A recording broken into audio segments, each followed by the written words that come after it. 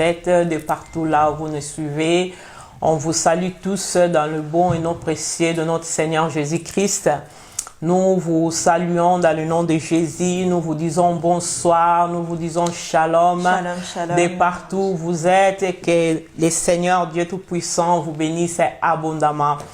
Avant que nous puissions commencer notre live, notre programme, comme on avait dit qu'on allait commencer à 20h, voilà, nous allons eu un problème technique.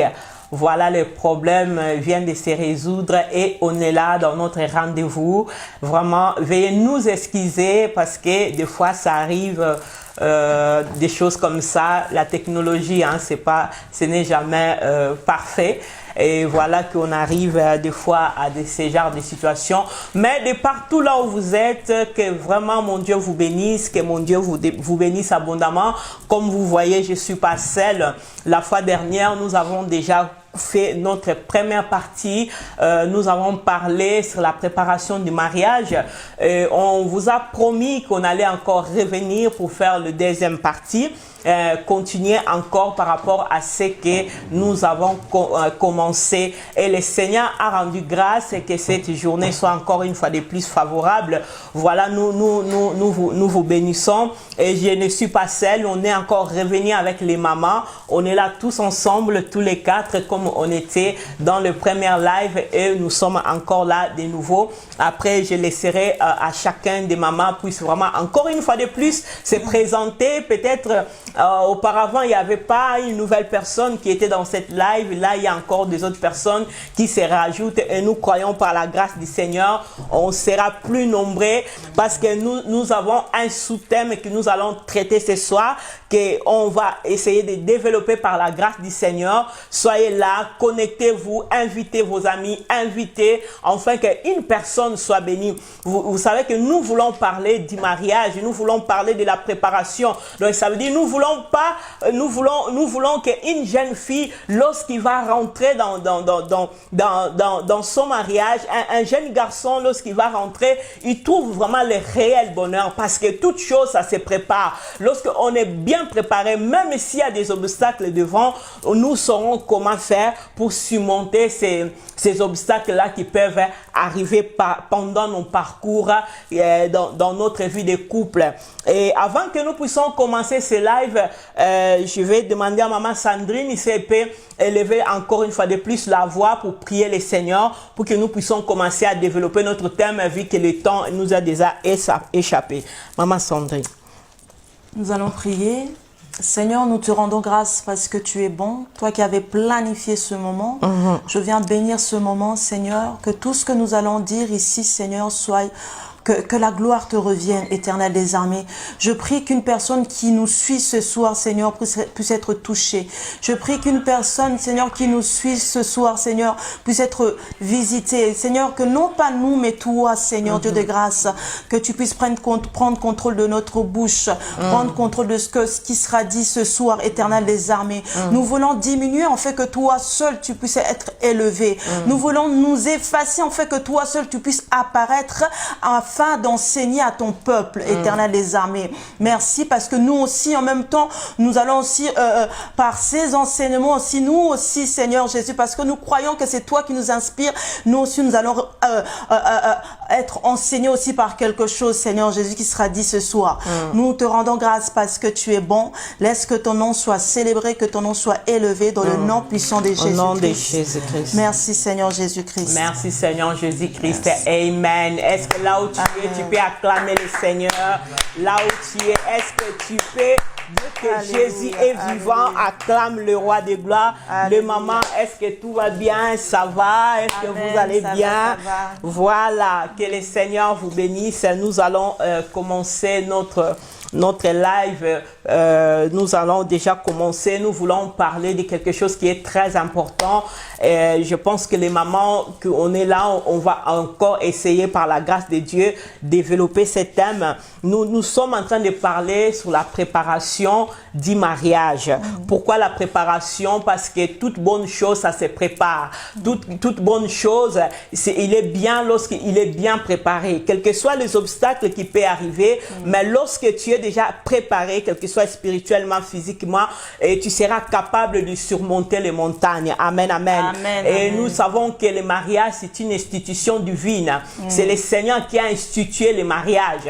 Et il a dit, il n'est pas bon que l'homme soit seul. Et il devait faire un aide semblable à côté pour qu'il soit, il vienne pour accomplir une mission. Voilà la raison pour laquelle nous voulons parler sur la préparation. Toi, jeune fille, toi, jeune garçon, que tu es là, tu es en train de nous suivre. Nous voulons pas que tu rentres dans un mariage, après tu sois surpris. Mais nous voulons déjà, du peu que le Saint-Esprit va nous donner, nous voulons ouvrir un peu en pensée que je crois certainement qui va vraiment nous bénir, nous tous, même les gens qui sont déjà mariés, vous pouvez te connecter. Ce n'est pas seulement ceux qui sont célibataires, mais aussi les gens qui sont déjà dans le mariage. Peut-être il y a des choses aussi qui vont sortir ici et peuvent aussi vous aider, peuvent aussi vous faire avancer dans votre vie de couple. Et voilà, nous allons commencer notre live. Maman Sandrine, bonsoir. Bonsoir. Oh, bonsoir. Comment tu vas? Est-ce que tu peux dire bonsoir au peuple de Dieu, saluer, présenter encore, peut-être il y a quelqu'un de nouveau qui est là, qui vient de nous suivre, il vient de rentrer, il ne vous connaît pas. Si vous pouvez encore une fois de plus vous présenter. Voilà, shalom, shalom, peuple de Dieu. Voilà, pour tous ceux qui ne me connaissent pas, je suis maman Sandrine, je suis mariée, mère de 3 enfants. Amen. Je suis l'épouse de pasteur Zacharie et nous habitons sur Genève. Nous œuvrons, voilà, nous avons une église à Genève ici, donc voilà.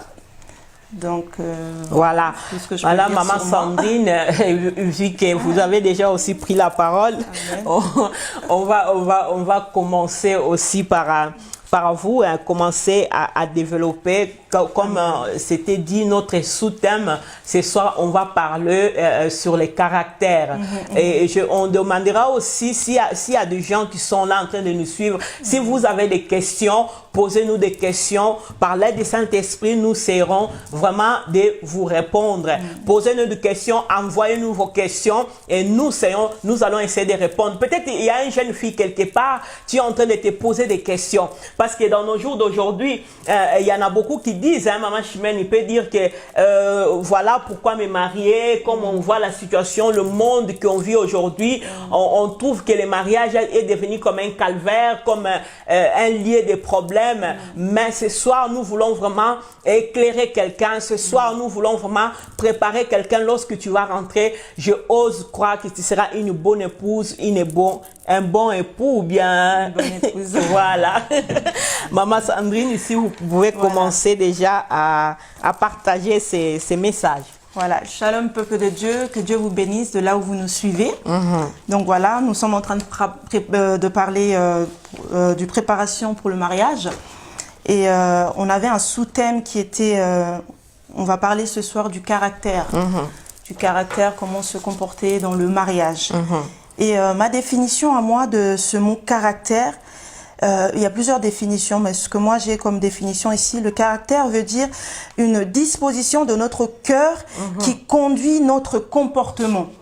Donc le caractère veut dire une disposition de notre cœur qui conduit notre comportement.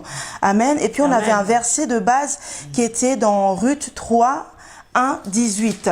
Donc je pense que tout le monde, vous connaissez l'histoire de Ruth. Voilà, vous connaissez voilà que Ruth, elle avait perdu son mari et combien elle s'est attachée à sa belle-mère. Donc on connaît d'où elle est venue, là, les difficultés qu'elle a pu avoir. Et voilà la mort de son mari, et même Naomi, elle avait perdu voilà ses enfants, et ce qui est bien, c'est que Ruth a décidé de s'attacher à sa belle-mère. Et elle a dit, ton Dieu sera mon Dieu, ton peuple sera mon peuple. On voit ici que cette femme qui habitait un pays qui était maudit. Le pays que Ruth habitait, le peuple de Ruth était un peuple qui était maudit. On voit ici que, je vais pas raconter encore l'histoire de Naomi, mais on voit ici que Naomi, elle est venue de quelque part. Elle est venue de Jérusalem. Elle avait quitté Jérusalem. Jérusalem qui veut dire la maison du pain. Amen. Amen. Et on voit qu'elle s'est, elle avec son mari, ils se sont installés, ils sont venus s'installer dans ce pays qui était un pays maudit. Et on voit quelque temps après que Naomi, elle avait perdu son mari, elle a perdu ses enfants, et voilà. Et on voit que Ruth décide de s'attacher. Donc, en d'autres termes, elle décide d'abandonner les dieux que ses ancêtres servaient. On voit que Ruth décide de suivre en fait Jésus-Christ, de suivre Dieu en fait, d'abandonner le mal, d'abandonner les dieux qu'elle servait auparavant. Elle a décidé de suivre, et avec Naomi, ils ont décidé de retourner à Jérusalem, car c'est là à Jérusalem qu'il y avait sa bénédiction. Amen, amen. Amen. Et on voit ici, moi ce que j'ai retenu dans le verset clé qu'on avait dans Ruth 3, et moi c'est le verset 11. Et c'est Boaz qui est en train de parler là à la fin. Mais en fait, Naomi, elle avait dit à Ruth, elle a donné des instructions à Ruth. Et elle a dit à Ruth, voilà, tu vas glaner, tu vas aller où il y a Boaz, tout ça, et tu vas faire tout ce que je te dis. Et on voit que Ruth, elle avait fait tout ce que Naomi lui avait dit. Et moi, ce que j'avais retenu dans Ruth 3, au verset 11, et là, il est dit, maintenant ma fille, c'est Boaz qui est en train de parler, maintenant ma fille, n'aie pas peur, je ferai pour toi tout ce que tu diras, car tout le monde chez nous sait que tu es une femme de valeur. Et j'ai retenu, moi ce que je retiens ici, c'est un mot, une femme de valeur, une femme de valeur. On voit ici que Boaz avait déjà il avait déjà pu remarquer Ruth.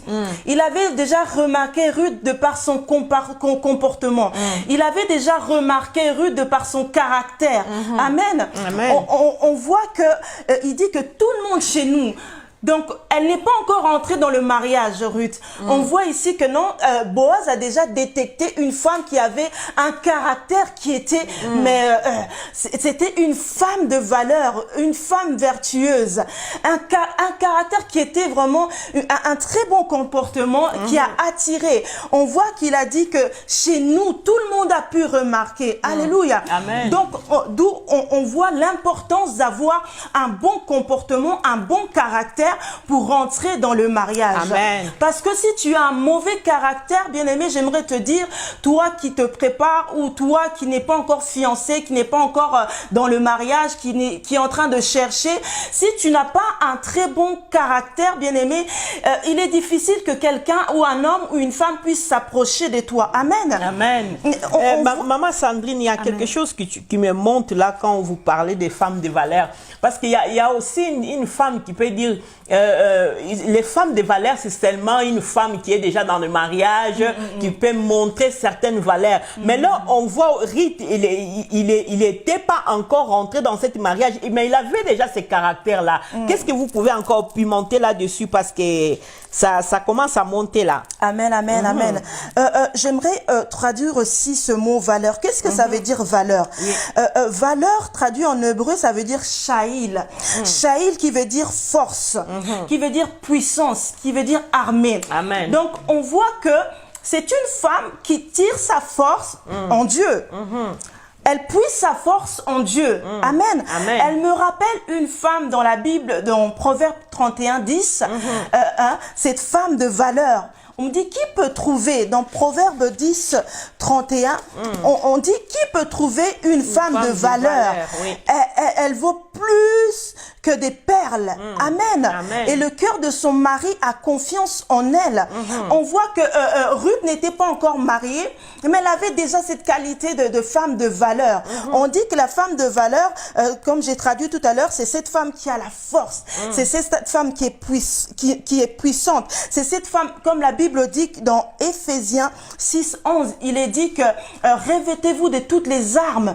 Donc c'est une femme qui est déjà revêtue des armes du Seigneur. Alléluia. Pour rentrer dans le mariage, on doit être revêtu des armes du Seigneur afin de combattre, parce que dans le mariage, lui, le vent va souffler. Donc si tu n'as pas les armes, les outils qu'il faut, tu pourras chanceler, tu pourras ne pas aller de l'avant. Amen. Amen. On voit que cette femme vertueuse, c'est une femme qui a des qualités mais exceptionnelles. Exceptionnelles. Le cœur de son mari a confiance en elle. On dit que son entourage, elle se lève le matin. Vous connaissez peut-être, je ne sais pas si on peut le lire, j'aimerais le lire juste que les gens le comprennent bien. Qui trouvera une femme de valeur? On est dans Proverbe 31:10. Qui trouvera une femme de valeur? Elle vaut bien plus que des perles. Le cœur de son mari a confiance en elle et c'est tout bénéfice pour lui. Elle lui fait du bien et non du mal. Tous les jours de sa vie, elle se procure de la laine, du lin et travaille d'une main joyeuse. Pareil à un navire marchand, elle rapporte ses provisions de loin. Elle se lève alors qu'il fait encore nuit. Elle donne de la nourriture. Mais on va pas aller parce qu'il y a beaucoup de choses à dire, comme je suis pas seule. Mais ce qui retient mon attention ici, c'est dans le verset 17, dans le Proverbe 31:17. Et il est dit ici que avec la force en guise de ceinture, elle a fermé ses bras. Elle constate que ce qu'elle gagne est bon. Sa lampe ne s'éteint pas pendant la nuit. Il est dit qui m'a capté ici que sa lampe ne s'éteint pas pendant la nuit.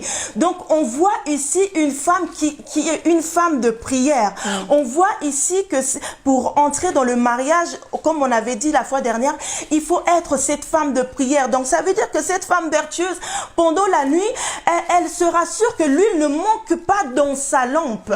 Elle va se rassurer que l'huile ne manque pas dans sa lampe. Vous connaissez l'histoire de la parabole de 10 vierges. Vous voyez, les 10 vierges, 5 folles et 5 qui n'étaient 5 sages et 5 folles. Et on voit ici que les sages, c'est celles qui avaient de l'approvisionnement. C'est celles qui avaient l'huile à côté. Donc on voit comme cette femme vertueuse, elle se rassure que l'huile ne manque pas la nuit. Donc quand on voit que l'huile manque, elle rajoute de l'huile.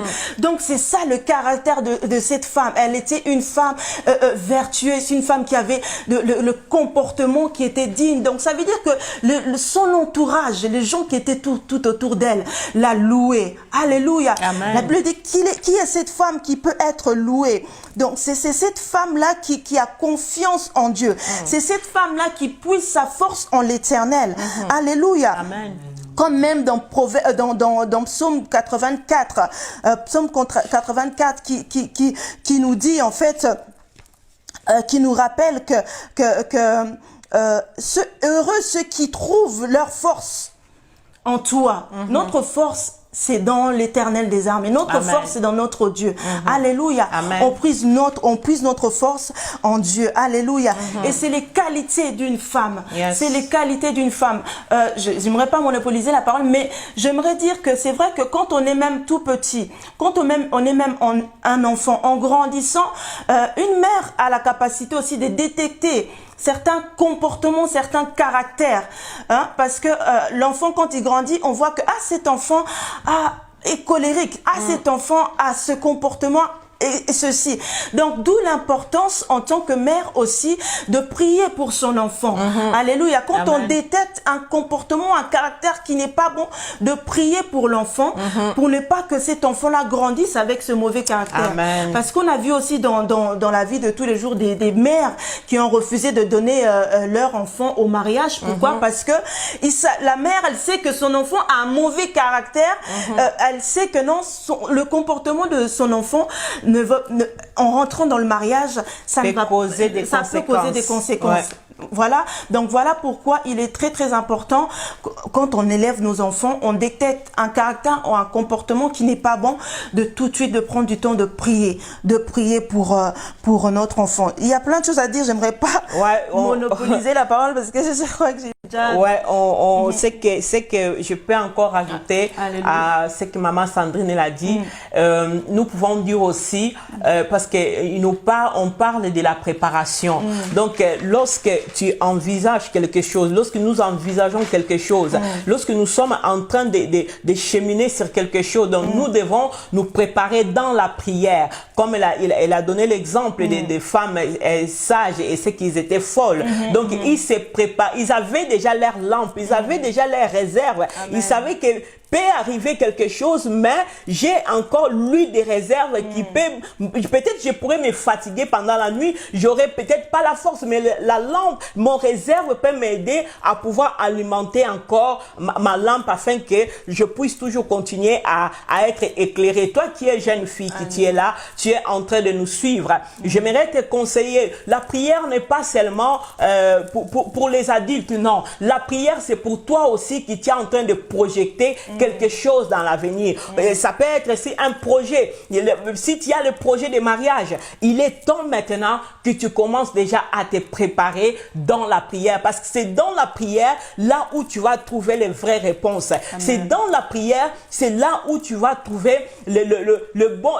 C'est dans la prière là où tu vas recevoir l'écoute. C'est que le Seigneur veut réellement pour toi. Et c'est dans la prière aussi, le Seigneur peut aussi te révéler certains caractères cachés qui plus tard qui pouvaient aussi influencer la personne que tu vas vivre avec, mais le Seigneur peut déjà commencer à te révéler à travers la prière. C'est ça que cette femme elle faisait.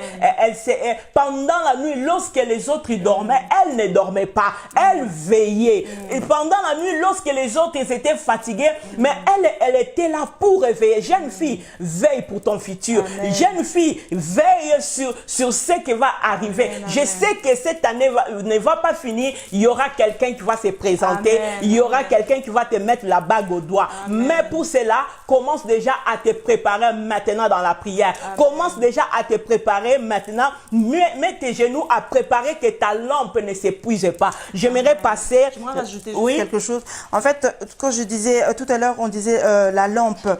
Parce que j'aimerais dire que certains comportements, certains caractères qu'on peut avoir, comme la Bible dit que vous êtes la lumière du monde. La lumière qui doit être posée sur la table pour éclairer, pour que les gens voient les bonnes œuvres. Les œuvres, c'est aussi un peu le comportement, le caractère. Donc, la lumière là qui éclaire, on doit être éclairé. Ça veut dire que si on a comme le projecteur qui est projeté sur nous, donc ça veut dire qu'on va faire attention de comment est-ce qu'on marche, de comment est-ce qu'on se comporte. Pourquoi? Parce qu'il y a comme une lumière qui est sur nous, comme les gens, ils sont en train de nous voir. Donc, on est la lumière du monde. Donc, quand on veut rentrer dans le mariage, premièrement, il est vraiment important de recevoir, c'est important d'avoir Christ dans sa vie. Parce que d'avoir Christ dans sa vie, ça va t'aider à plein de choses. Comme Naomi, on a vu comme Ruth, on a vu comme la femme vertueuse. C'est des personnes qui avaient Christ, des personnes qui croyaient en Dieu. Donc, en quelque sorte aussi, maman Sandrine, on peut parler, la personne qui veut se préparer, qui veut rentrer dans le mariage, de connaître aussi son identité. Parce que lorsque tu connais pas ton identité, tu risques lorsque l'autre il va élever la voix, toi aussi tu seras aussi de monter encore au-dessus de la personne. Donc tu dois déjà connaître ton identité. Qui suis-je moi? Qui suis-je moi, jeune garçon? Qui suis-je moi, jeune fille, qui je vais rentrer dans le mariage? Alléluia. Que le Seigneur vous bénisse. Est-ce que quelqu'un peut acclamer que ce qui est sorti là? Continuez à partager. Je sais qu'il y a encore des choses qui vont encore continuer à sortir.